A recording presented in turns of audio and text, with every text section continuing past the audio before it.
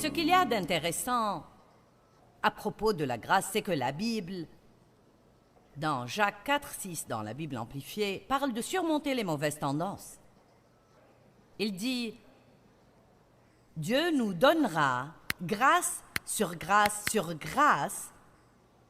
pour surmonter cette mauvaise tendance et toutes les autres entièrement. » La mauvaise tendance dont il parle, c'est de ne pas donner la priorité à Dieu et d'être un ami du monde, d'être fidèle au monde, mais infidèle à Dieu, de ne pas passer du temps avec Dieu, de ne pas lui donner assez d'importance dans notre vie. Il dit que Dieu est un Dieu jaloux. Et si vous êtes un ami du monde, cela fait de vous un ennemi de Dieu. Vous devez décider où vous voulez être. Il dit, mais Dieu nous donnera grâce sur grâce, pour surmonter cette mauvaise tendance et toutes les autres entièrement. Bon, mettons que j'ai un problème et que j'ai évidemment besoin de l'aide de Dieu. Je dois alors me brancher.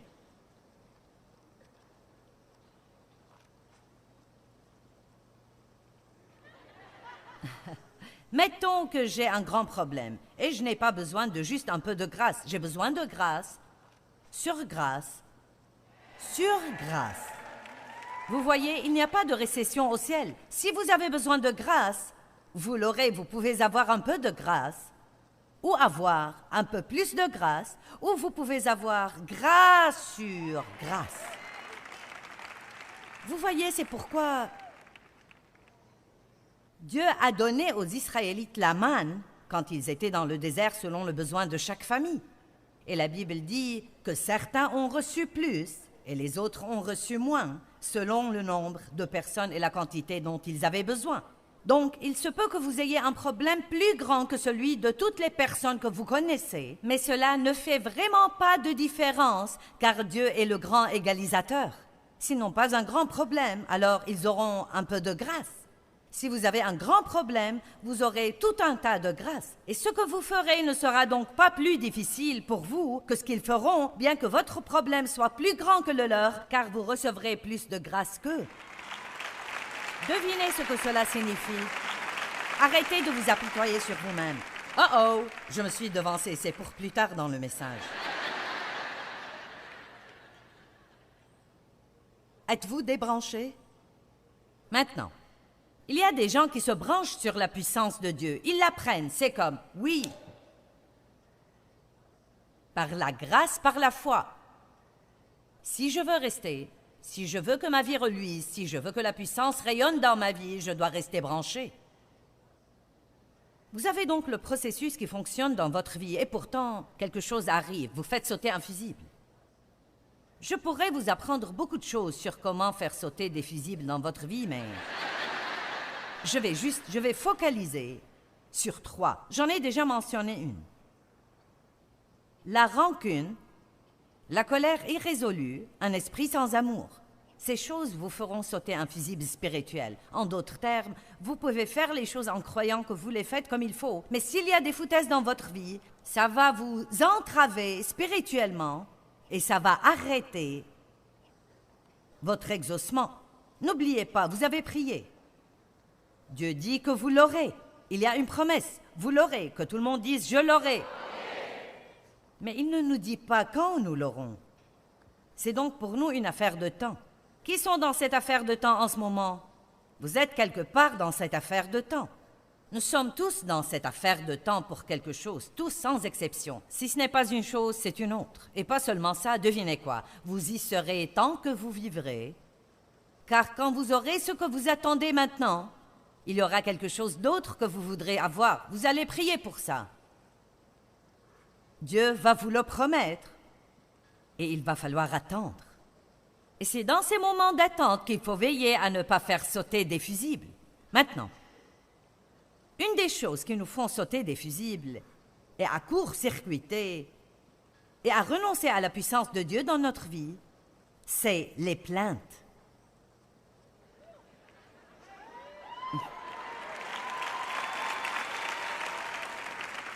Car si vous comprenez vraiment la nature de la grâce toujours provoque une attitude de gratitude. Non mais, à quel point nous devons être reconnaissants? pas une seule personne régénérée ne devrait jamais se plaindre de quoi que ce soit, car vous êtes quelqu'un qui n'ira pas en enfer.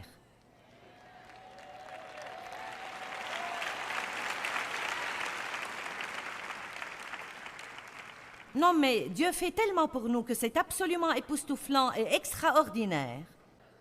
Et pourtant, nous trouvons quelque chose pour nous plaindre, et se plaindre est péché. Je ne crois pas que ce soit une erreur.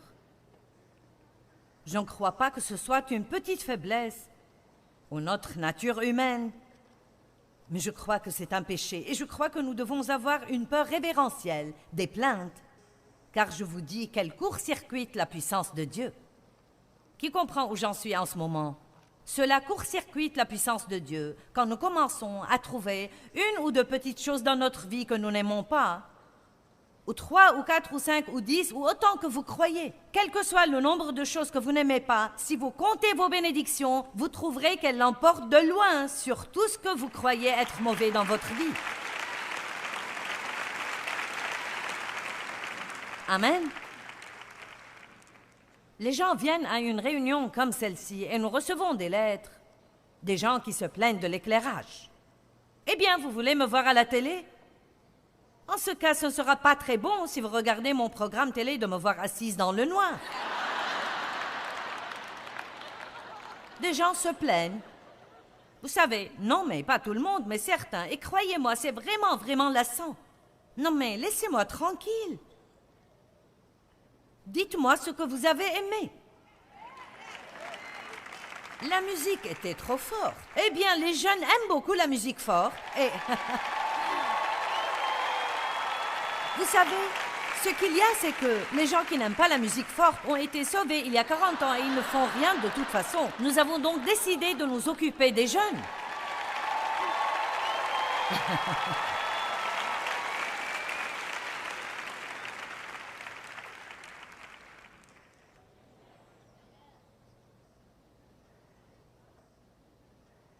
Mince alors, je n'aime pas du tout cette musique folle. J'aimerais que vous vous limitiez au bon vieux cantique. Eh bien, vous savez, il y a une nouvelle génération.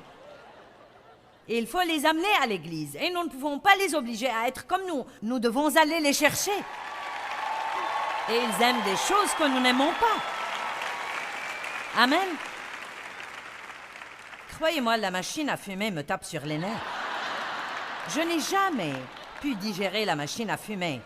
Mais on me dit que nous en avons besoin pour l'atmosphère. Je leur dis, elle ne crée pas une atmosphère, elle m'empêche de voir. Mais les jeunes aiment ça. Je ne sais pas pourquoi, mais nous l'avons cherché pour vous. Ce n'est pas pour moi, c'est pour vous. Et vous savez, si nous arrivons à nous oublier pendant un petit moment et que nous commençons à penser aux besoins des autres, nous saurons qu'il faudra faire donc quelques trucs et nous causer un petit malaise pour que les autres soient à l'aise. Ouh, j'ai pensé à lancer ça. Mais ce n'est pas tout le monde. C'est les gens qui ont fait sauter un fusible. Ils ont absolument fait sauter un fusible. Ne vous plaignez pas. Ne recevez pas la grâce de Dieu pour vous plaindre. J'ai reçu la grâce de Dieu pour être dans ce ministère. Maintenant, combien ce serait stupide si je m'en plaignais? Et j'ai fait ça des fois et Dieu a dû me corriger. Je me suis surprise à me plaindre, car où que j'aille, les gens me reconnaissent.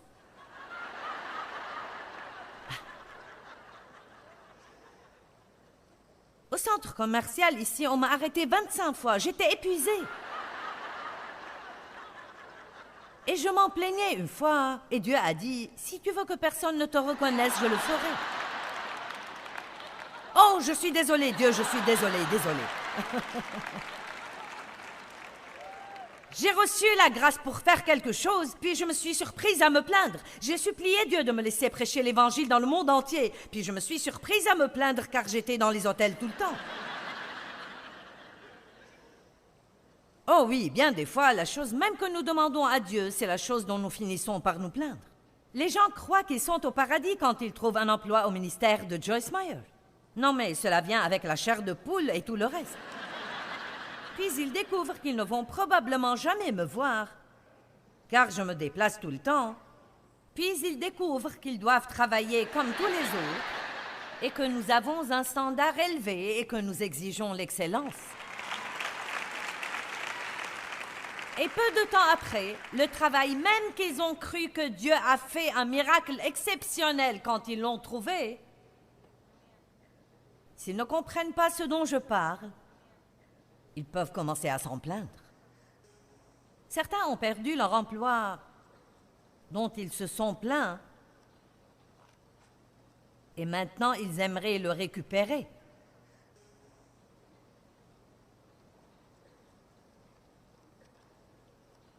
Cet homme que tu as épousé, ma chère, et dont tu te plains tout le temps, il y a une femme solitaire ici qui t'en débarrasserait.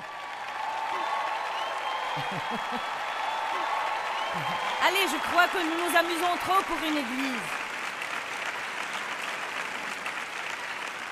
Ouh, Jésus!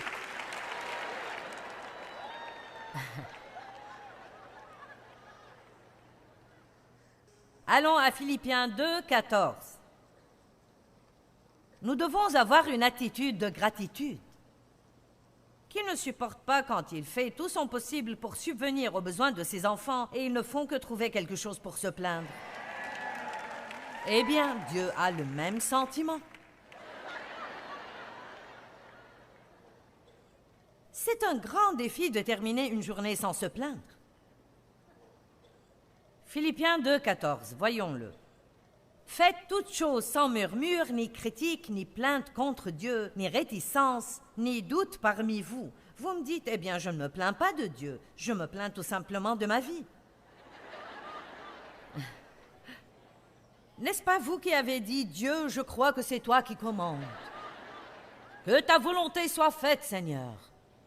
Mes destinées sont dans ta main, je te fais confiance, mais je n'aime certainement pas ça. Faites toutes choses. Faites votre vaisselle sans murmure. Allez à l'épicerie sans murmure. Nettoyez votre maison sans murmure. Faites la vidange sans murmure. Tondez votre pelouse sans murmure. Conduisez dans le trafic sans murmure. Payez vos factures sans murmure. Ouh, Jésus! Sortez du parking ce soir sans murmure.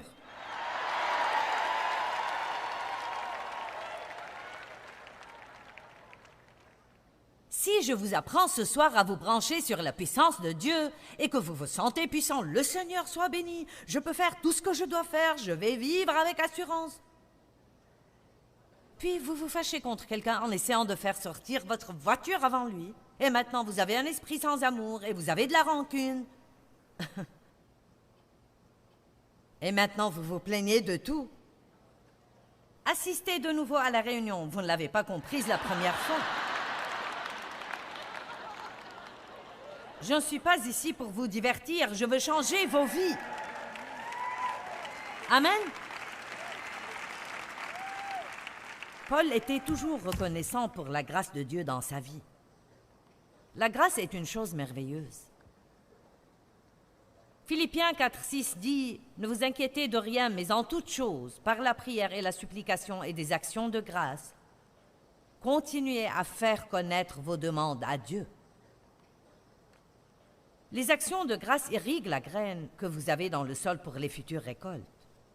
Pourquoi Dieu devrait-il nous donner plus si nous ne sommes pas reconnaissants? Comment augmenter votre puissance? Soyez reconnaissants. Daniel chapitre 6 dit que Daniel, 3 fois par jour, se mettait à genoux et rendait grâce à Dieu. 3 fois par jour.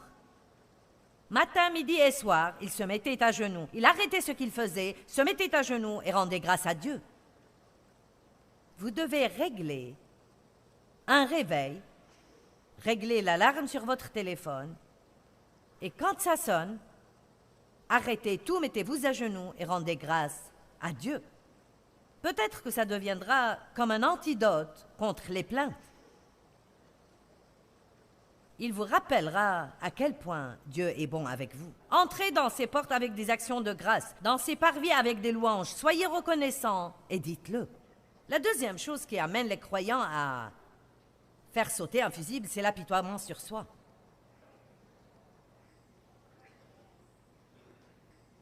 Certains reçoivent la grâce de Dieu pour les aider Mais ils continuent à s'apitoyer sur eux-mêmes. Pauvre de moi, j'ai perdu tant d'années à m'apitoyer sur moi-même et Dieu a finalement dit, tu peux être soit pitoyable, soit puissante, mais tu ne peux pas être les deux à la fois. Donc, si vous voulez que la puissance de Dieu opère dans votre vie, avant de partir d'ici, faites un accord avec Dieu comme quoi vous allez abandonner tout apitoiement sur soi. Joyce, tu ne sais pas ce qui s'est passé dans ma vie. Tu ne sais pas ce qui s'est passé dans la mienne et ce qui se passe en ce moment. Croyez-vous que chaque fois que je vous souris, que tout va très bien dans ma vie?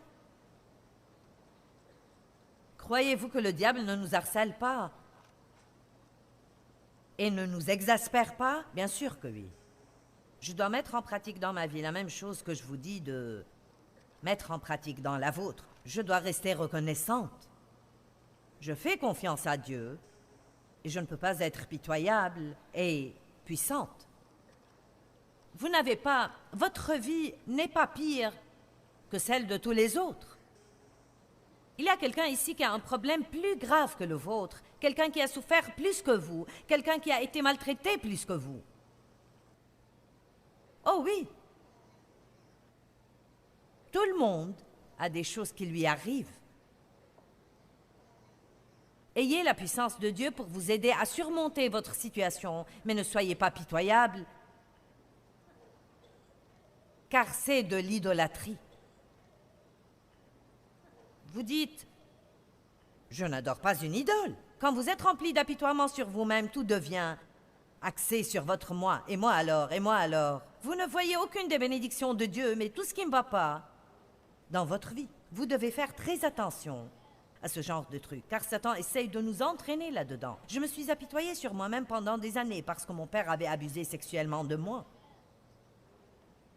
Vous regardez ce soir une femme qui, dans son enfance, entre l'âge de 13 à 18 ans, a été violée au moins 200 fois par son père. Ne me dites pas que c'est insurmontable. Si quelqu'un est en Christ, il est une nouvelle créature. Les vieilles choses sont passées et toutes choses sont devenues nouvelles. J'ai dû échanger mon apitoiement et Dieu a dit, je te donnerai la puissance. Vous voulez la puissance ou la pitié? Renouvelez votre pensée. Faites sortir vos pensées de la gouttière. Pensez à ce qui peut arriver dans votre vie et non à ce qui s'est passé dans votre vie. Si nous étions censés regarder en arrière, nous aurions eu des yeux à l'arrière de nos têtes, mais nous ne les avons pas. Tout droit. Amen? Nous avons 2 oreilles et une bouche, alors nous devons écouter plus que parler. Ouh, nous nous amusons tellement.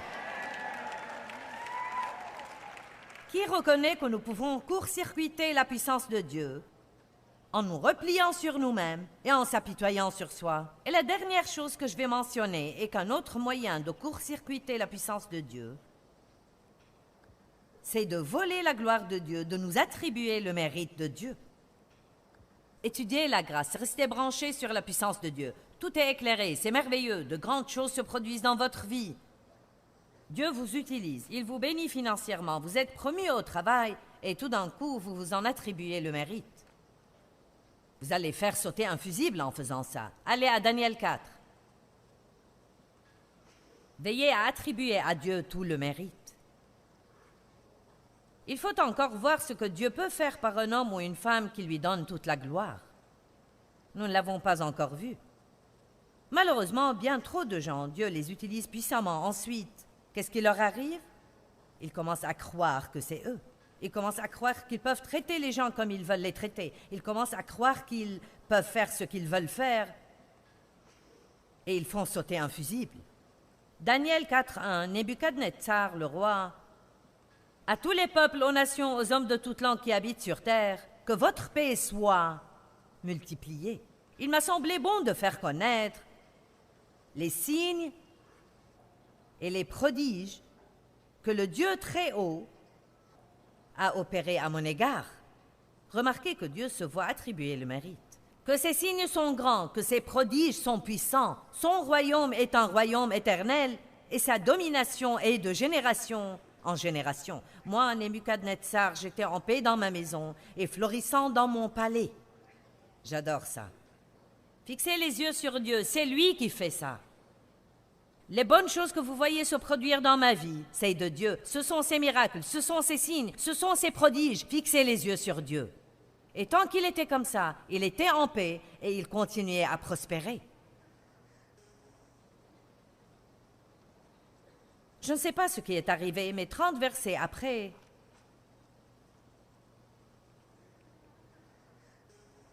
toujours le même chapitre de sa vie, mais 30 versets. Je ne sais pas ce que ces 30 versets représentent, mais probablement pas très longtemps que ça. Et le verset 29 dit « Et au bout de 12 mois, comme il se promenait dans le palais royal à Babylone, le roi dit « N'est-ce pas ici Babylone la grande que j'ai bâtie ?» Bête, bête et doublement bête. Comme résidence royale par la puissance de ma force et pour l'honneur et la gloire de ma magnificence, la parole était encore dans la bouche du roi, qu'une voix descendit du ciel dit, « Roi Nebuchadnezzar, il t'est dit, le royaume s'en est allé d'avec toi. » Il a fait sauter un fusible. Il a tout perdu. Dans Acte 3, les 13 premiers versets, nous voyons que Pierre et Jean étaient assis hors d'une porte. Un homme boiteux est venu demander l'aumône. Pierre a dit, « Je n'ai ni argent ni or, mais ce que j'ai, je te le donne. Au nom de Jésus-Christ le Nazaréen, lève-toi et marche. » Et à l'instant où l'homme a été guéri, les gens ont commencé à les glorifier et à leur attribuer le mérite. Et je veux vous lire ce que ils ont répondu. C'est dans Acte 3, 12. Et Pierre, voyant cela, répondit au peuple, « Hommes israélites, pourquoi vous étonnez-vous de cela? Pourquoi avez-vous les regards fixés sur nous, comme si c'était par notre propre puissance ou par notre piété active que nous eussions fait marcher cet homme? Le Dieu d'Abraham, d'Isaac et de Jacob, le Dieu de nos pères, a glorifié son serviteur Jésus en lui faisant cet honneur que vous avez en effet livré et renié et rejeté et refusé. C'est lui qui a fait ça, pas moi. » Rappelons-nous que nous ne pouvons pas voler la gloire de Dieu. Or, la Bible dit dans 1 Corinthiens que Dieu choisit exprès les choses faibles et les choses folles de ce monde, les choses que le monde jette et qui sont sans importance et sans valeur, et qu'il les utilise dans sa boîte à outils pour travailler par elle sur terre. Il choisit des gens comme moi et des gens comme vous.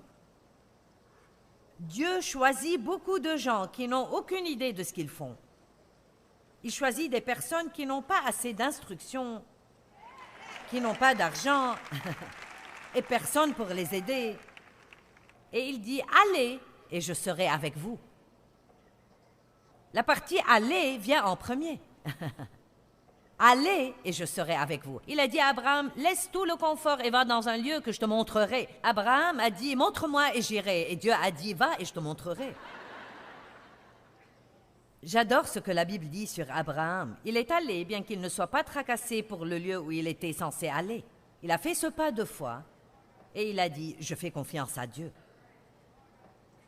Dieu choisit les choses faibles et les choses folles du monde pour confondre les sages, et la raison pour laquelle il fait ça est afin que nul mortel n'ait l'idée de s'attribuer le mérite de Dieu.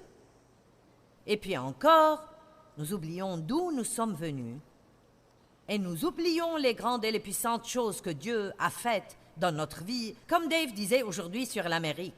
L'Amérique a oublié d'où elle est venue, les choses grandes et puissantes que Dieu a faites, les miracles que Dieu a faits, pour que rapidement, dans un court laps de temps, il fasse de cette nation la plus grande nation sur la face de la terre. Pourquoi est-ce si difficile pour les gens de voir que les choses ne font qu'empirer vite dans cette nation pour une raison et une seule raison, parce que les gens se détournent de Dieu. Ils essayent de se débarrasser de Dieu, de faire sortir Dieu de tout, de faire sortir Dieu des écoles, d'enlever les versets des murs des bâtiments gouvernementaux. N'accrochez rien qui rien qui ressemble à Noël. Vous savez, vous ne pouvez pas faire ceci ou cela. Tout ce qui a quelque chose à voir avec Dieu, ils essayent de vous dire que vous ne pouvez pas le faire. Nous ferions mieux de ne pas tolérer ce genre de bêtises, parce que si nous tenons bon, Dieu s'occupera de nous. Amen. Pourquoi est-ce difficile de comprendre que quand ils ont supprimé la prière dans les écoles et enlevé les 10 commandements des murs des écoles, tout dans les écoles s'est directement détérioré et dégradé depuis? Pourquoi faut-il des comités remplis de soi-disant experts pour pouvoir comprendre ça? Eh bien, ils disent, vous savez, nous devons garder ce genre de choses et la religion séparée. Rien ne marche quand vous le séparez de Dieu. J'ai dit, rien ne marche quand vous le séparez de Dieu. Rien dans le monde ne marche quand vous le séparez de Dieu. Une personne sûre d'elle-même sait qu'elle a besoin de rester branchée sur Dieu parce qu'elle sait qu'elle n'est rien sans lui. Sachez que seule la grâce de Dieu nous soutient dans nos vies.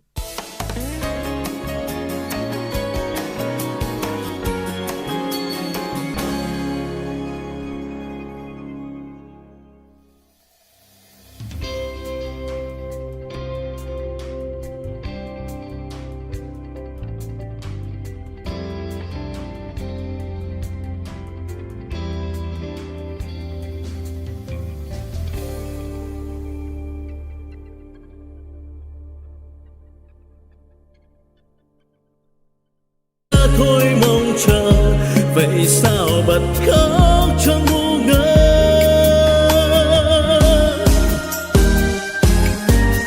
Vẫn thế đây bao lâu nay em không hay, chỉ một mình anh ngồi khóc. Nước mắt đây riêng nơi đây em không hay, sự thật là anh nhớ em. Người giờ đã xa, lời hẹn ước đâu rồi. Nước mắt đây rơi biết bao lâu thì khô. Vẫn thế đây bao đêm say em không hay, từng giọt buồn sao mặn đắng.